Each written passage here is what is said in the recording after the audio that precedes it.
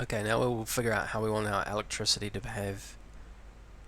So let's go look at how the individual particles work. Oh, while I'm in the emitter here in the player, I might just change slightly how the electricity gets positioned.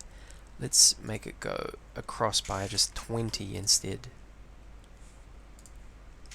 Go back down to when we're spawning electricity. Let's make between 1 and 2, I think that's fine. Maybe between 1 and 3. And then some of them will be real quick. So let's say between 100 milliseconds. And then some of them will take a little bit longer. Let's try 1.2 seconds, so 1200 milliseconds. Now the positioning, let's randomize that a little bit. So instead of x plus 20, let's say x plus random integer from negative 20 to 50. And how about the same for the y position? If 0 is about right, then we can go up a bit, and we can also go down a bit. From negative 20 to 20.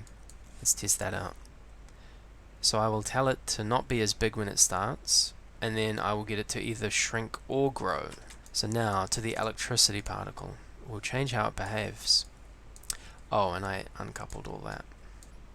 The alpha is good. I want them to instantly appear, not fade in, and then I might get them to really quickly fade out.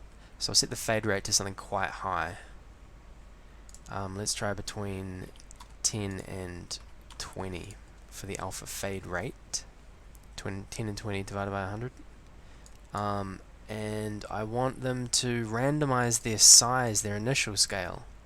So let's, if the scale can be between maybe 0.5 and 1, so to get a random number between 0.5 and 1, I need to say between 5 and 10, and then divide that by 10, because integers will only give you whole numbers.